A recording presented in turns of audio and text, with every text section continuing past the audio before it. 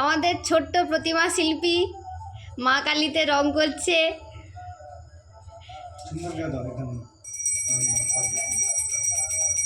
আলাদা দিয়ে এলে দিবা পুষার পরে গুছিয়ে নিতে হবে না, এই করে নিতে হবে, এই সুন্দর দাদুর কাছ থেকে কালার করা শিখছে।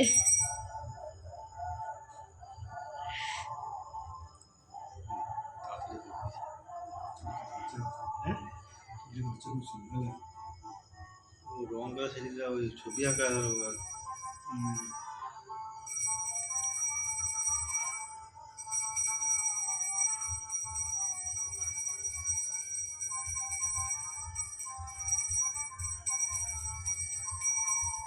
ওটাই করে ওটাই করে সব কালার হয়েছে।